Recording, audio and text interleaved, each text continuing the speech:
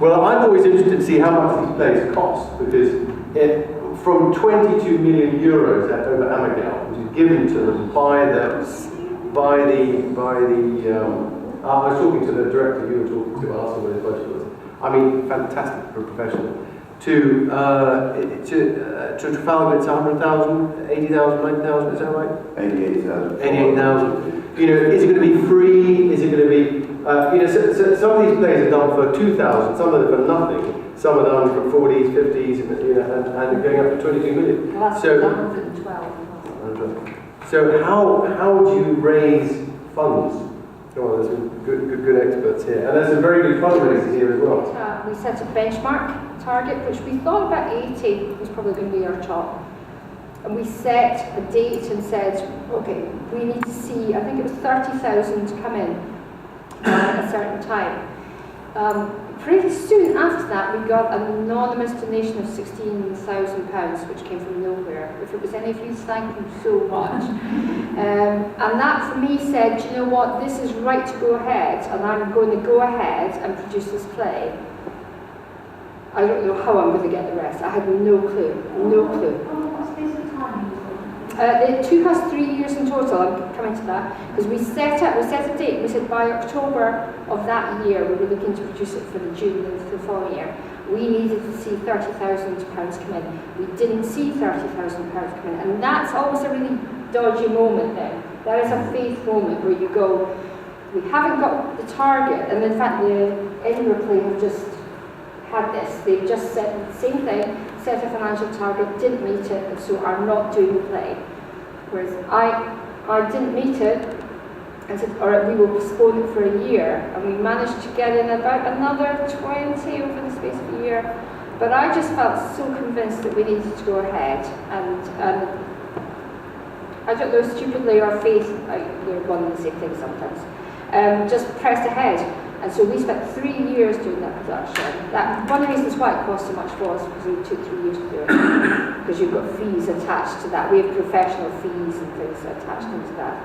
And it was a mixture of fundraising events, tea parties that people held, jumble sales, trusts, donors that came in with 5,000. The biggest we had was 20,000 come in. That was the biggest. But everything from £10, I mean, the hardest thing for us was when we got very close to the production, we knew we weren't going to meet all our bills. And the question came, is it free production? And we really wanted to make it free. We knew we did not want to charge for it. And we debated long and hard, and somebody on the committee said, we need to ask people for donations at the end. And that was very hard to make that decision, because we didn't want to do it. Can I ask a question here? You know, you said about make it as free as possible, and I understand you go around with big yellow buckets, it gives the wrong image, it takes away the whole experience. Is there ways in which our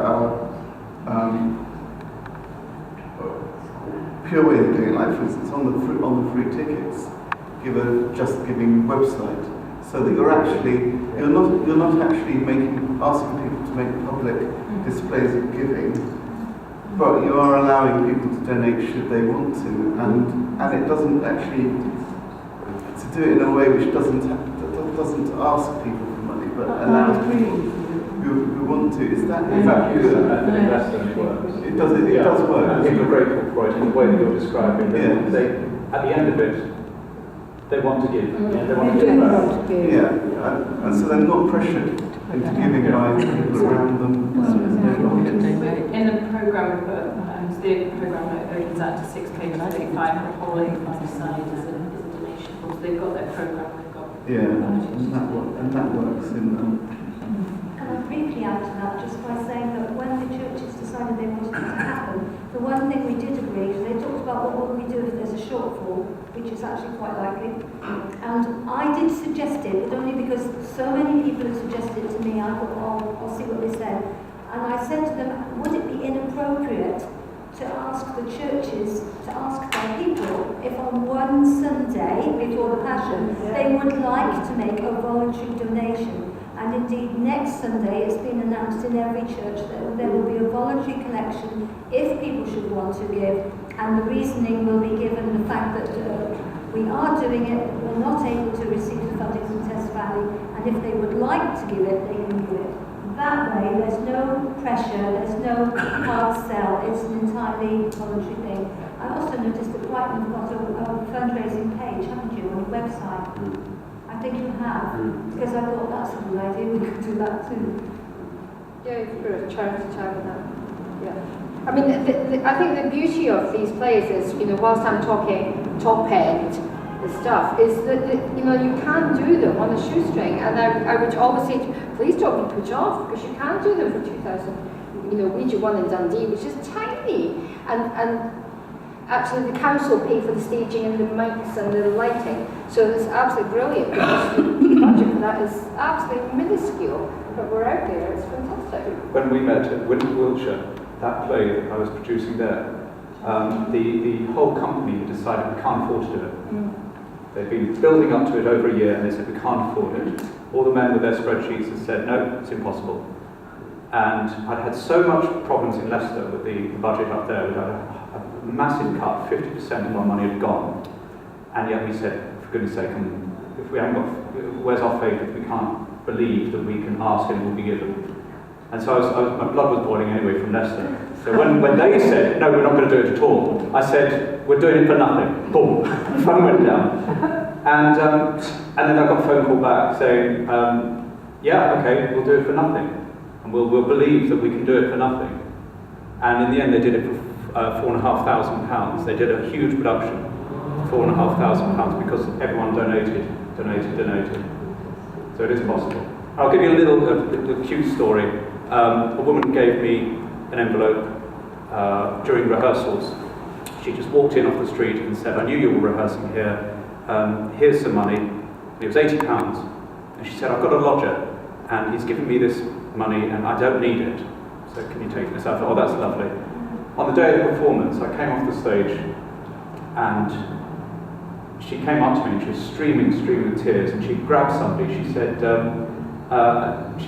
this person who was also streaming with tears, we don't know each other, but I wanted to say to me, in front of this woman, I can't believe what you've done with my money.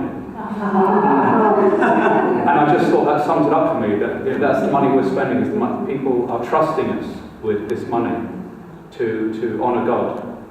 And when we get it right, they see their investment changing their own city, their own town, their own church, or whatever.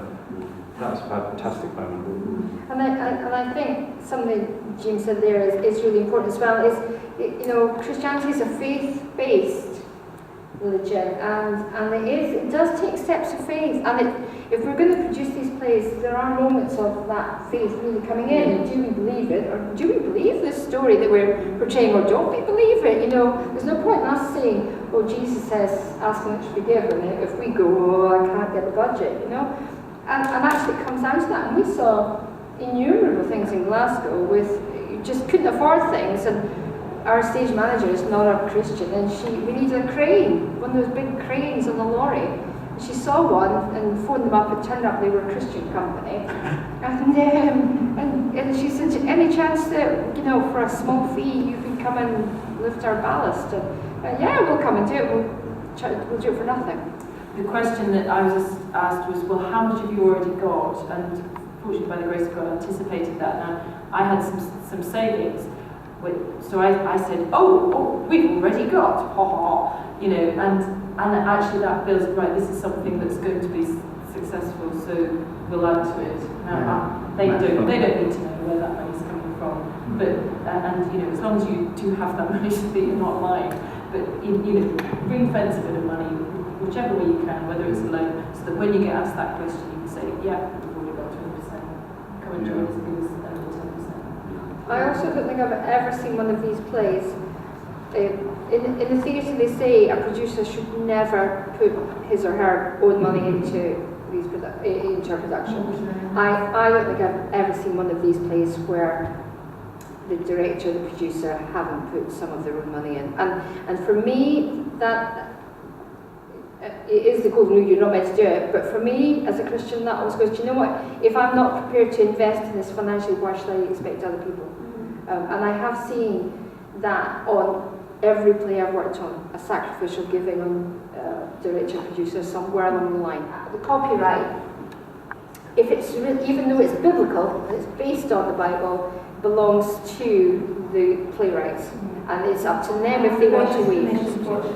Yeah, I mean they're very gracious because actually they could have earned thousands of pounds in royalties by that. And put it all back in, give it all back. Alex, any mileage in just putting one big application in between all of us for money to be later distributed? Be great. That'd be wonderful. How would it work under Passion Trust? Well, I mean, just so you know, the question was asked: do we do a big application to the Arts Fund or to the Heritage Fund for, I don't know, £200,000 or £500,000 or maybe £1 million, so we can allocate it amongst it? Well, the Passion Trust is set up to facilitate passion plays and mystery plays across the UK. As to how that pans out, I don't know. But you've got Dougie here, who is a fundraiser, has a background in fundraising. He's going to help us, and he's going to help people who want to know how to fundraise, and put some good tips of what to do and who to go to. In terms of fundraising, it's easy just to think in terms of money and items, but what you think of as well as in terms of people. And so you can make huge savings by praying for the right people and praying for the skills that you wouldn't otherwise pay for. So I found myself as a jobs producer a lot of the time saying, does anybody know any sound people? Does anybody know off-duty policemen who are Christians, so that we don't have to pay for security? The sound contract is a big expense, but we said to our sound company, you provide the mics, you provide the speakers, you provide your expertise as director of the sound company, and one labourer, we will provide 6 voluntary labourers. Are you happy to work with them? And the price comes right down. So we used to do Arts Council applications and not call it passion play, call it community play. In Scotland, certainly the Scottish Arts Council, calling it anything to do with religion is a kiss of death, and you will not get funding for it. So we call it a community play. But who is doing community plays that has a cast of 200 people? They're not. So we're doing community plays around the UK. They have casts of blah, blah, blah, blah, blah. They have incomes of this. This is what they raise. This is the audience figures. Who is doing plays that reach 2,500 to 400,000 people? Nobody's doing that. Something called Directory for Social Change. And they have a record of 3 volumes of all the charities. And underneath each charity, they say the criteria for what they will support. So the first thing that we did was we went through every single charity, and any charity who said we're not interested in religion, we scrubbed it. The second thing is we said, let's look at the charities which say they are interested in religion and tick them off. And then we said, let's look at the charities which say they're interested, for instance, in education. And we said, right, this is education, it's educating young people. And then we went to businesses, and businesses on the whole didn't want to know about the play. But if we said we wanted to get transport to bring children from a school to the play, then that was different, because they would put it in their budget as being transport. So TSB Scotland is an example. We got a lot of money from them. The Suter Trust, who got a bus company. We got money from both those, purely on the business of transporting people from schools or whatever to the play. So I think you need to be fairly analytical about it. And one thing people say, when there are criteria, don't think you can write. And if the criteria aren't met, don't think you can sort of say, well, we can sort of mouth-guide it a bit. Not at all. There will be trustees there, and they say, if they meet our criteria, we'll consider it. If they don't, it's not worth doing. And on the whole, we found over the 5 years that worked quite well. The other thing which was quite useful was, if we thought that there were trusts, we had trustees who might be interested in coming to the play, then we actually asked them to the play. And one particular thing, the third largest trust in Scotland is a trust called the Gallagher Trust. And I didn't know, but we had one of the trustees who actually came and saw the play. One year they had said no, the next year they said yes, because one of the trustees had actually been to the play and said, this is something which we want to do. So it's quite interesting to actually see who the trustees are and issue invitations.